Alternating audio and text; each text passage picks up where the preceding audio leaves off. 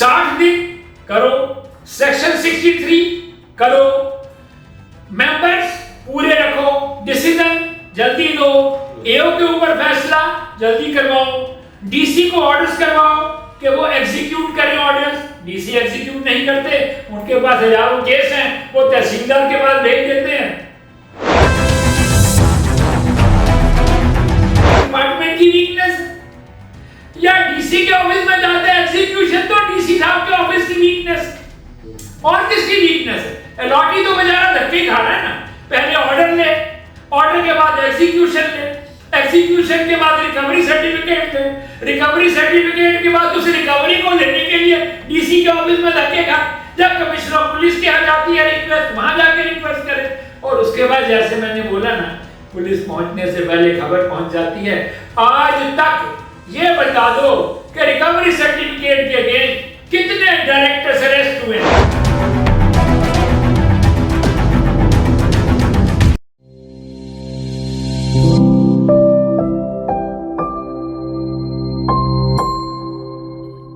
नमस्कार, मैं हूं नीरज अंबावता और आप सभी का स्वागत करता हूं रियल एस्टेट के पहले web news channel estate news में, जहां सिर्फ रियल एस्टेट सेक्टर से जुड़ी हुई तमाम खबरें आप तक पहुंचाई जाती है। आज हम बात करेंगे रेरा के ऊपर, रेरा एक्ट के ऊपर, और क्यों अलॉटीज को हर बार तारीख पर तारीख मिलती है। इस पर ज़्यादा बातचीत करने के लिए हमारे साथ मौजूद है कुलदीप कुमार कोहली जी, जो कि एक एडवोकेट है और रेरा एक्सपर्ट के तौर पर इनको पूरा गुरुग्राम और दिल्ली एनसीआर के लोग जानते हैं। सर, आपका बहुत बहुत स्वागत है स्टेट न्यूज पर। नमस्कार sir, thank you so much, thank you so much. आपने मौका दिया मुझे आपसे मिलने का और अपने विचार प्रकट करने का, so very very kind of you sir. Sir, सबसे पहला सवाल मेरा कि रेरा इनकम्प्लीट है, जब इनकम्प्लीट, पहली बात तो ये कि इनकम्प्लीट है क्यों, और जब इनकम्प्लीट है तो फिर लोगों को कंप्लीट नहीं आए, कौन देगा और कैसे? जब आप कह रहे हैं कि रेरा इनकम्प्लीट है, आपका पॉसिबली मतलब ये है कि इस समय रेरा के सारे मेंबर्स हैं नहीं। आप बिल्कुल ठीक कह रहे हो, इस समय चेयरमैन साहब हैं और एक नए मेंबर अपॉइंट हुए हैं, वो हैं मेंबर टेक्निकल शायद, या एक मेंबर है, उसके अलावा दो मेंबर्स जो हैं इस समय लीव पे हैं, एक लॉन्ग लीव पे है और एक प्री मैच्योर रिटायरमेंट लेके चले गए हैं। ये अब सोचने की बात है कि चार में से अगर दो मेंबर, एक लॉन्ग लीव पे और एक रिटायर हैं, तो लोगों को डिसीजन मिलने में डेफिनेटली टाइम लगेगा। मोर सो जब एडजुडिकेटिंग ऑफिसर जो पहले एग्जीक्यूशन के केसेस किया करते थे, हाई कोर्ट की वजह से वो भी नहीं कर पा रहे, और देयरफॉर एग्जीक्यूशन के जो हजारों केसेस हैं वो भी ऑनरेबल अथॉरिटी के सामने चले गए हैं। मैं आपको बता दूं कि ऑनरेबल अथॉरिटी की दो विंग हैं, एक एग्जीक्यूशन विंग है जिनको एडजुडिकेटिंग ऑफिसर डील करते थे पहले, लेकिन अब वो एडजुडिकेशन की पावर जो है वापस अथॉरिटी के पास आ चुकी है।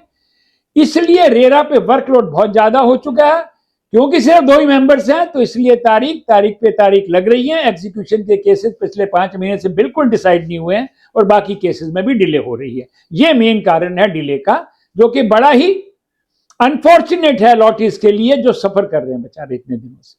सर, एक्सटेंशन की बात करें तो क्या एक्ट कहता है बिल्डरों को जब उनका प्रोजेक्ट डिले होता है तो एक्सटेंशन देने का, और क्यों यहाँ लगातार एक्सटेंशन दी जाती है? देखो, एक्सटेंशन थोड़ी सी तो परमिसेबल होती है, बिकॉज बहुत सारे कारण हो जाते हैं डिले के।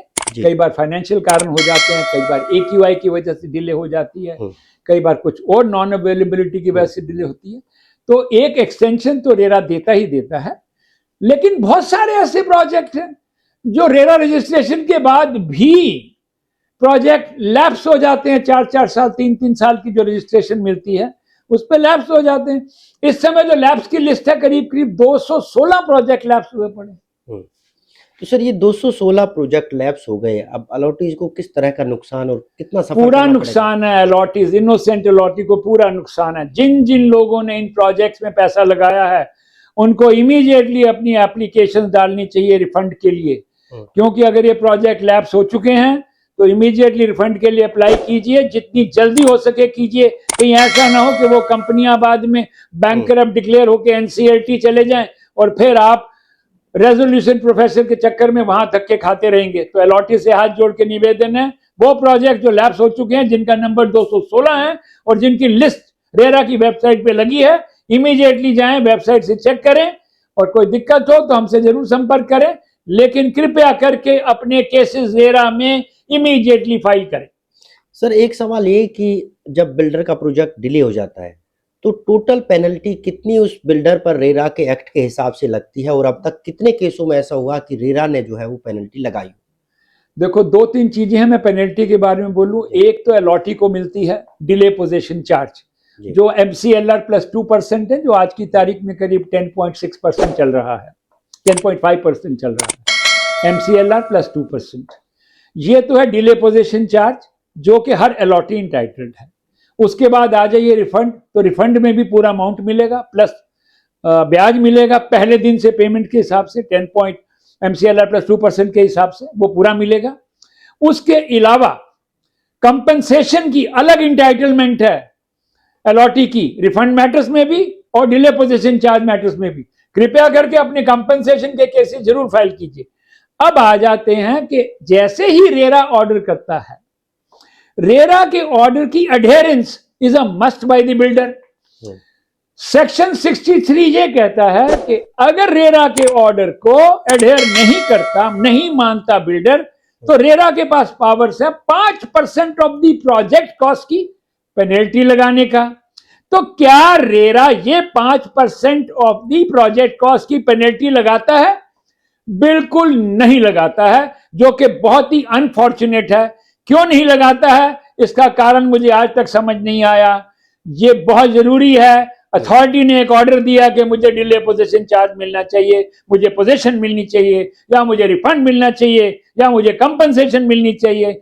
और जब बिल्डर ये नहीं देता और अथॉरिटी के पास पूरी पावर्स हैं उसके ऊपर 5% अंडर सेक्शन 63 की पेनल्टी लगाने के लिए, बहुत मेजर पॉइंट है। और मेरा सब अलॉटी से निवेदन है कि अपनी एप्लीकेशन अंडर सेक्शन 63 डालें और अथॉरिटी को कंपेल करें कि बिल्डर के ऊपर 5% की पेनल्टी लगनी चाहिए, तभी बिल्डर पे प्रेशर पड़ेगा और तभी अलॉटिंग के साथ न्याय मिलेगा।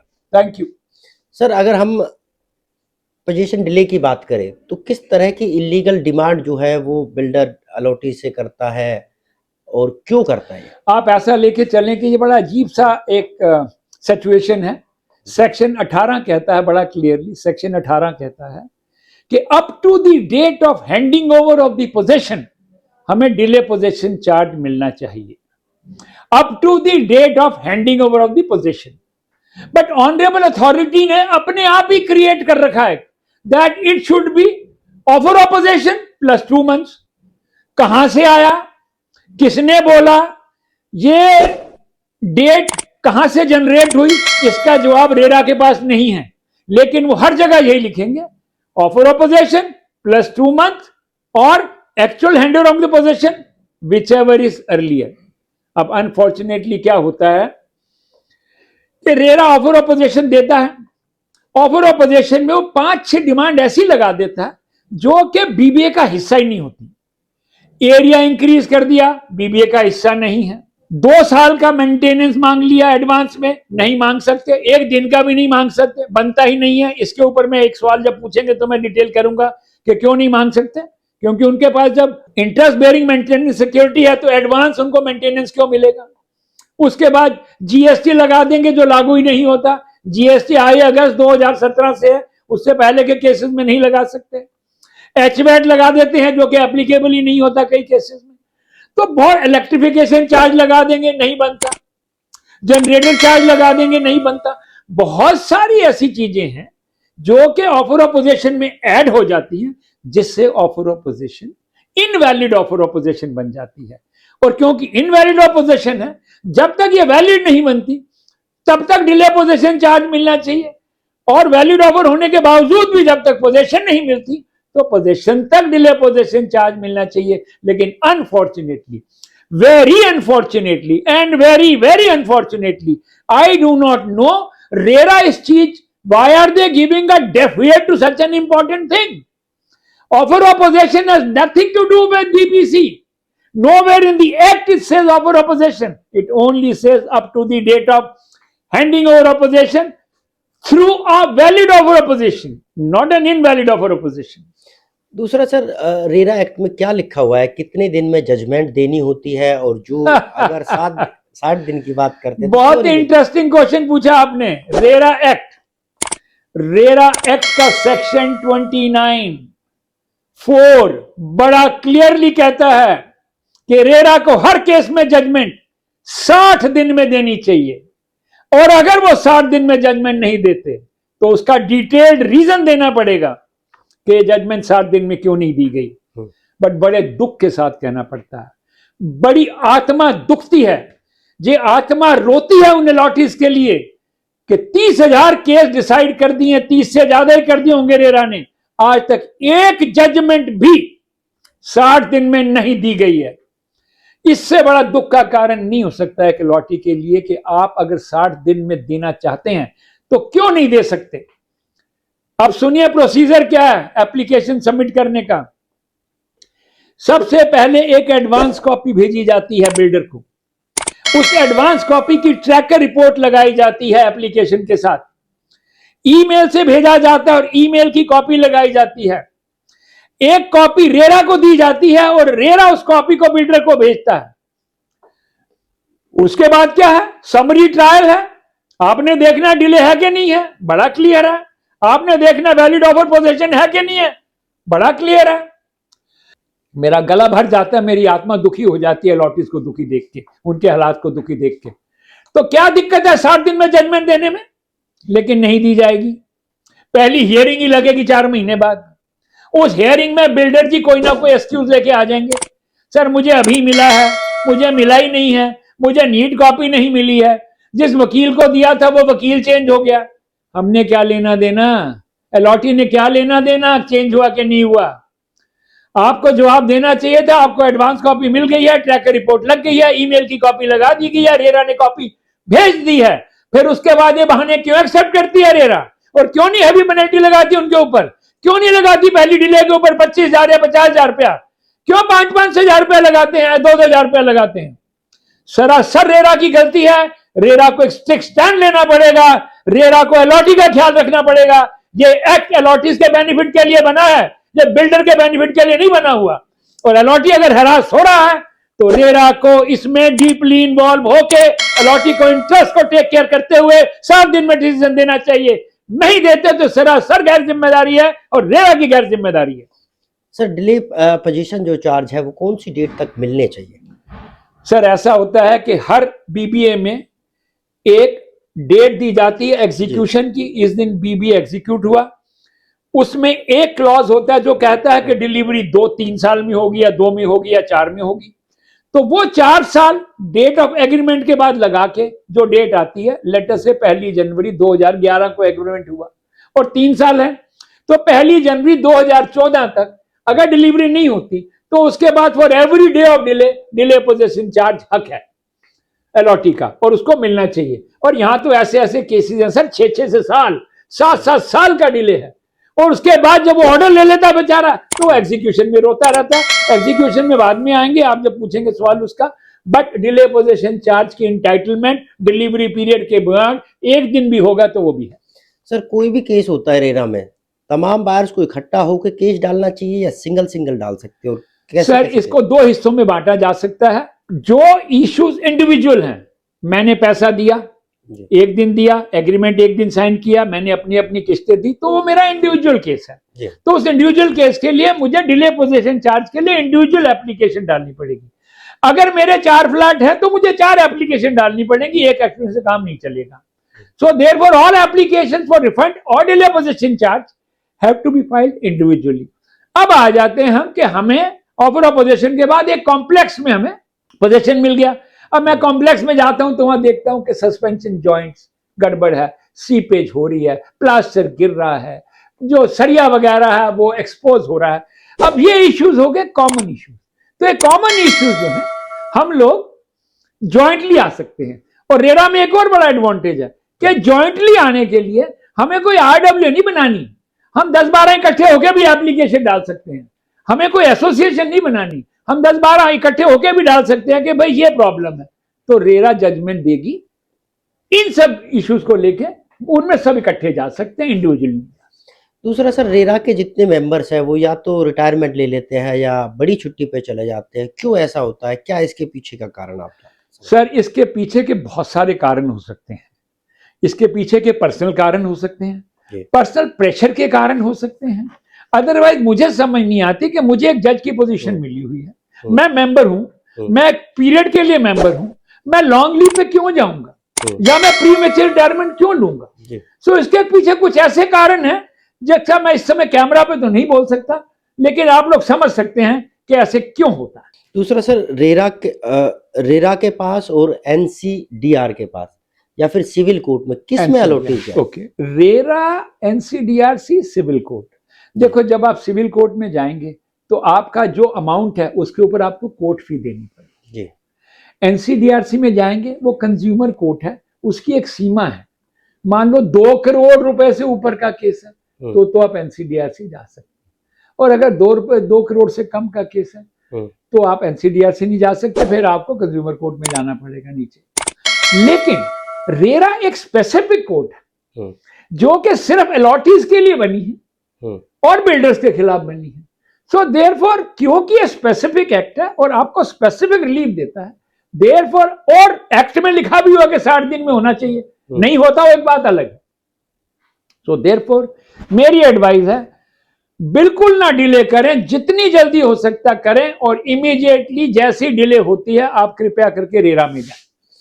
सर, बहुत सारे बीबीए जो होते हैं एग्रीमेंट, उनमें तारीख नहीं लिखी होती, अगर तारीख किसी में नहीं, ये भी एक बिल्डर की बहुत तगड़ी चालाकी है कि वो बीबीए में तारीख ही नहीं लिखता, और इनोसेंट अलॉटी जब लेने जाता है उसको 30 पेज का एक एग्रीमेंट दे दिया जाता है।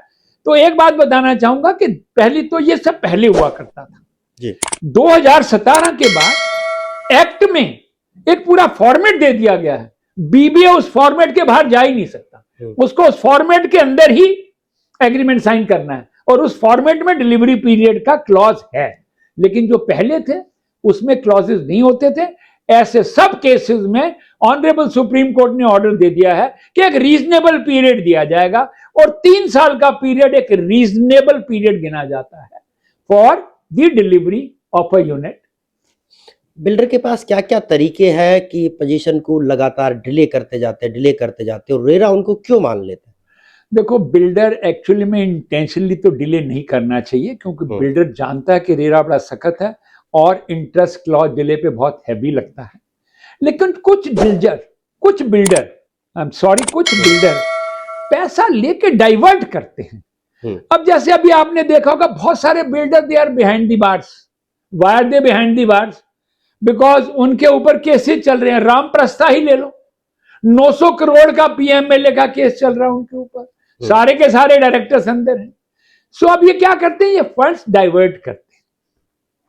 बड़ा पहले तो बहुत बढ़िया था, क्योंकि रेरा था ही नहीं, तो बिल्डर्स महाशय जो कहे वही कर रहा करते थे। तो वे क्या करते, आपसे पैसा ले लिया, प्रोजेक्ट में लगाया नहीं, पैसे से जमीन खरीद ली, अपना लैंड बैंक और बढ़ा लिया, और ऐसे आगे बढ़ते गए, या किसी और प्रोजेक्ट में लगा दिया। लेकिन जिस प्रोजेक्ट के लिए पैसा लिया था उस प्रोजेक्ट में नहीं लगाया, या आपको उल्लू बना के पैसा ले लिया कि फ्यूचर प्रोजेक्ट के लिए आपको एडवांस में लेना शुरू कर दिया पूरा पैसा।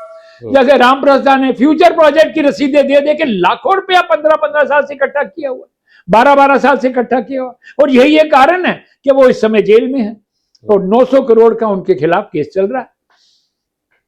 क्या लगता है सर, रेरा के जो एक्ट है, कानून है, उसमें बदलाव की कितनी जरूरत है आपके हिसाब से? रेरा कानून में बदलाव की इतनी जरूरत नहीं है जितनी कि उसको स्ट्रिक्ट इंप्लीमेंटेशन की जरूरत है। 60 दिन करो, सेक्शन 63 करो, मेंबर्स पूरे रखो, डिसीजन जल्दी दो, एओ के ऊपर फैसला जल्दी करवाओ, डीसी को ऑर्डर्स करवाओ कि वो एग्जीक्यूट करें ऑर्डर्स। डीसी एग्जीक्यूट नहीं करते, उनके पास हजारों केस हैं, वो तहसीलदार के पास भेज देते हैं।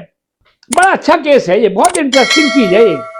अगर पुलिस की मदद लेके पकड़ने जाना पड़े किसी डायरेक्टर को किसी कंपनी के, तो आदमी से पहले उसके पास खबर पहुंच जाती है, भाई तू खिसक ले, हम आ रहे हैं तेरे को पकड़ने, और धन्यवाद। आज तक कोई पकड़ा ही नहीं गया कभी किसी से। कितने ही अरेस्ट वारंट इशू हुए, कितने ही अरेस्ट वारंट इशू हुए। ऑनरेबल एओ ने कम से कम भी नहीं तो 200, 250, 300 किए हुए हैं अरेस्ट वारंट इशू, आज तक एक नहीं पकड़ा गया। बड़ा दुख की बात है कि एक नहीं पकड़ा गया। यह वीकनेस किसकी है? जी या पुलिस डिपार्टमेंट की वीकनेस है, या डीसी के ऑफिस में जाते हैं एग्जीक्यूशन तो डीसी साहब के ऑफिस की वीकनेस है। और किसकी वीकनेस है? अलॉटी तो बेचारा धक्के ही खा रहा है ना, पहले ऑर्डर ले, ऑर्डर के बाद एग्जीक्यूशन ले, एग्जीक्यूशन के बाद रिकवरी सर्टिफिकेट ले, रिकवरी सर्टिफिकेट के बाद उस रिकवरी को लेने के लिए डीसी के ऑफिस में धक्के खाए, या कमिश्नर ऑफ पुलिस के यहां जाती है रिक्वेस्ट, वहां जाके रिक्वेस्ट करे, और उसके बाद जैसे मैंने बोला ना, पुलिस पहुंचने से पहले खबर पहुंच जाती है। आज तक ये बता दो कि रिकवरी सर्टिफिकेट के अगेंस्ट कितने डायरेक्टर्स अरेस्ट हुए हैं? बड़ी मुश्किल से आपको 2 या 4 मिले। तो सर ये आप मिली भगत का आरोप लगा रहे हो कि बिल्डरों के साथ ये सारे मैं मिली भगत थोड़ी कह रहा हूं, मैं तो एफिशिएंसी दिखा रहा हूं आपको कि आदमी के पहुंचने से पहले खबर पहुंच जाती है कहीं ना कहीं से कि मैं आ रहा हूं और तू भाग ले यहां से, तो यही होता है। तो सर आपको ये भी लगता है कि रेरा कहीं ना कहीं डेवलपर्स के साथ, बिल्डर के साथ मिला हुआ है, और क्यों? जिस तरह से मैं ये तो नहीं कहूंगा कि रेरा डेवलपर्स के साथ मिला है या बिल्डर्स के साथ मिला है, लेकिन रेरा के जो इनएक्शन है, 60 दिन में एक्शन नहीं लेना या उनके ऊपर पेनल्टी अंडर सेक्शन 63 नहीं लगाना, या कुछ और इश्यूज ले लो, बिकॉज ये अपॉइंटमेंट्स जो हैं ये तो हम सबको मालूम ही है कि ये हालांकि with the approval of the honourable chief justice of high court होती है, लेकिन रिकमेंडेशंस तो पॉलिटिकली जाती हैं और उसके बेस पे ये अपॉइंटमेंट्स होती हैं। तो अब कुछ ना कुछ कहीं ना कहीं से किसी ना किसी प्रकार का तो प्रेशर थोड़ा बहुत चलता ही है, और उस प्रेशर की वजह से भी हो सकता है, मैं ये नहीं कह रहा डेफिनेट है, बट उस प्रेशर की वजह से भी हो सकता है कि एक मेंबर प्रीमेच्योर रिटायर कर गए और एक मेंबर लॉन्ग लीव पे चले गए। तो भगवान जाने क्या है क्या नहीं है, ज्यादा ज्ञान तो नहीं है, तो अटकलें ही हैं, तो अटकलें ही लगा रहे। ठीक है सर, बहुत बहुत धन्यवाद आपका। तो हमारे साथ ये थे कुलदीप कुमार कोहली जी, जो कि एडवोकेट है और रेरा के जानकार माने जाते हैं।